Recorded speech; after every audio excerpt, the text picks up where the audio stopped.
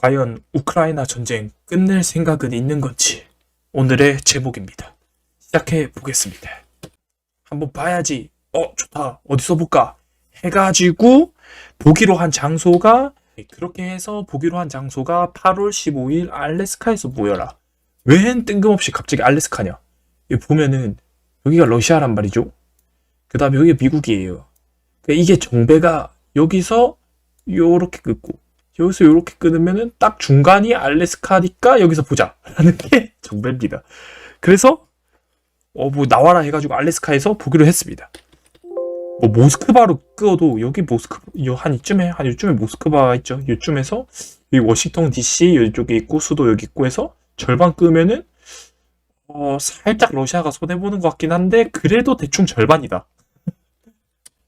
근데 푸틴 아저씨가 지각하는 걸로 유명하단 말이죠. 그래서 푸틴이 과거에 지각을 해서 기다리게 했던 사람들을 보면 여기 푸틴이 기다리게 한 사람들 엘리자베스 2세 여왕과 만남했을 때 14분 정도 늦었습니다.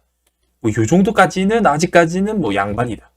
그 다음에 얼마 전에 선종하신 프란치스코 교황 1시간 20분을 기다리게 해서 살짝 기분이 이게 안 좋고 그 다음에 아베 총리는 3시간을 기다리겠단 말이죠.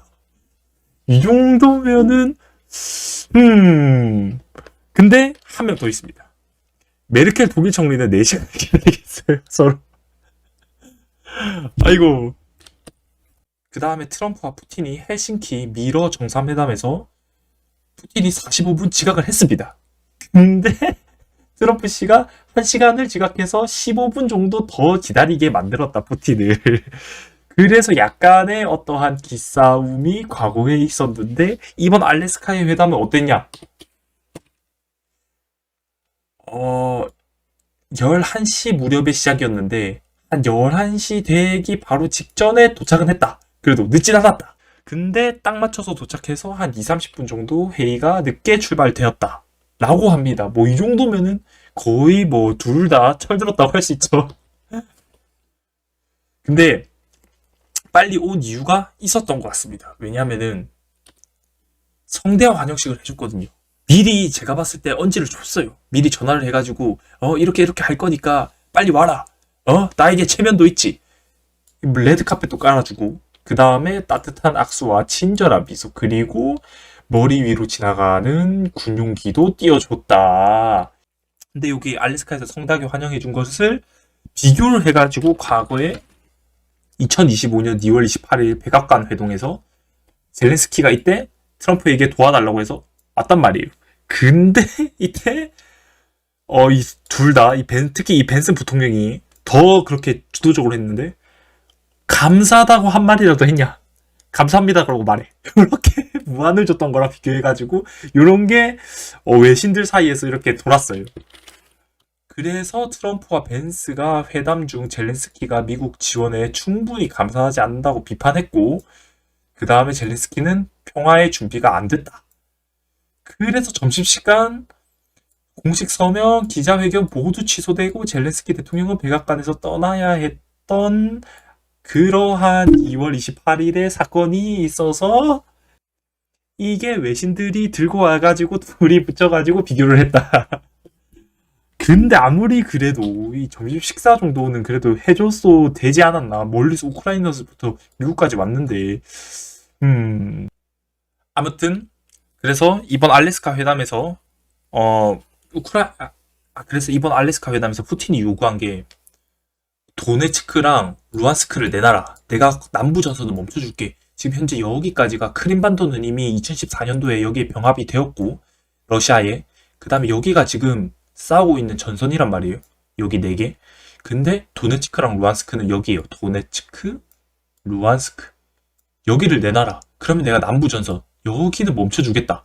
그러니까 땅을 내놓으면은 멈춰줄 수 있다는 조건부 승리를 트럼프 씨한테 얘기를 했어요. 그러니까 트럼프가 이제 중재를 위해서 나섰는데 요렇게 얘기해달라라고 얘기를 한 거겠죠. 근데 트럼프 푸틴 휴전 합의 없이 일단은 종료가 끝났습니다. 그리고 트럼프 씨가 협상 성사시키는 것은 전적으로 젤렌스키의 달려있다. 트럼프 푸틴은 휴전 합의 없이 그렇게 뜨뜻미지근하게 종료가 됐습니다. 이번 알래스카 회동은. 그리고 이런 것들과 관련해가지고 이 푸틴 대통령의 어떠한 러시아인들의 지지도가 어떻게 되냐면은 과연 푸틴 대통령을 러시아인들은 지지를 할까 봤을 때 오히려 전쟁 이후에 지지율이 더 올라갔단 말이에요. 그러니까 푸틴의 지지율이 여기 18년부터 해가지고 쭉 이렇게 내리막을 가기 시작했어요. 근데 2022년도에 전쟁을 시작했단 말이에요. 근데 딱 전쟁을 시작하니까 갑자기 이게 지지율이 이렇게 88. 여기 2025년도 지지율은 거의 90까지도 나오는 90%가 지지율을 하게 되는. 어허. 이러한 기이한 현상이 일어났는데 왜인지 살짝 찾아보니까 서방의 엘리트층이 우크라이나를 러시아를 겨냥한 군사의 전초 기지이자 식민지로 만든 후 체계적으로 증오와 급진적 민족주의를 주입시키고 러시아에 대한 모든 것에 대한 적대감을 조장했다라고 크림궁 웹사이트가 인용을 했다고 합니다. 그러니까 나토에 가입하지 말라는 말이죠, 한마디로. 또한 푸틴이 우크라이나는 나치라는 이러한 선전도 했는데 뭐 나치 사형 집행자들의 추종자들은 오늘날 자신들을 무엇이라고 부르든 운명이 정해져 있다. 그들은 뭐 내 손에 뭐 이렇게 그들의 운명은 뭐 병합이 될 운명이다. 뭐 약간 이런 거죠. 그는 러시아가 나치즘을 억압하고 최종적으로 근절하기 위해 가능한 모든 것을 할 것이라고 말했습니다. 근데 이미 나치즘은 근절된 거 아닌가? 푸틴 대통령은 러시아가 이웃나라인 우크라이나의 비무장화, 비나치화 및 중립을 확보할 때까지 우크라이나에서 계속 싸울 것이라고 거듭 말해왔습니다. 요렇게 선전을 하니까 효과가 있었다고 합니다. 러시아에. 근데 갑자기 그러면 비나치화는 뭐냐? 과거에 2차 세계대전 당시에 나치에 협력했던 일부 민족주의 지도자들에 대한 우크라이나의 숭배, 키우 나치 동조로 포장하려 했다. 그는 1959년 미넨에서 소련 스파이에게 살해된 스테판 반데라와 같은 우크라이나 민족주의 인물들을 자주 언급하며 이를 우크라이나에서 러시아 군사행동을 정당화하는 근거로 삼았다. 그러니까 2차 세계대전 당시 소련에서 스파이를 보냈단 말이에요. 근데 스파이가 죽이려 보니까 이 반데라라는 사람이 나왔어요. 이 사람은 우크라이나 민족주의자인데 이 파시즘 단체예요. 그러니까 얘가 이제 거기서 이제 나치즘을 옹호하고 있으니까 얘를 잡았으니까 얘의 유지를 잇는 뭐 우크라이나를 뭐 어떻게 해야 한다. 우크라이나도 나치다. 뭐 이런 식으로 프레임을 몰아나가가지고 우크라이나는 나치라는 어떠한 그런 뭐 프로파간다? 이렇게 하고 있는 것 같아요. 우리 푸틴 아저씨의 개인적인 어떠한 주장입니다. 근데 뭐 어찌됐든 저찌됐든 2014년도에 그 우크라이나에서 그 크림반도를 러시아로 이렇게 병합을 시켰단 말이에요. 2014년도에. 그러니까 결과가 있었어요. 이렇게 한번 해보니까 크림반도가 내 걸로 됐네? 하는 그런 결과가 있었단 말이에요. 그래서 또 그런 건지 여기서도 똑같아요. 이 그래프가 쭉 하향하다가 2014년도에 딱 크림반도를 병합하고 나니까 지지율이 갑자기 팍 올라갔단 말이에요. 그러니까 한번 해봤단 말이에요. 그러니까 한번 해봤으니까 이번에도 똑같이 쭉 줄어드니까 이거 안 되겠네. 여기가 이제 살짝 어쩌면 여기까지 이렇게 눈에 보이니까 한번 해보자 하니까 요렇게 올라간 게 아닌가 결과적으로. 근데 그렇게 따지면 우리도 과거에 이 고구려도 우리도 요렇게 여기 발해도 우리도 요렇게 우리도 요게 있는데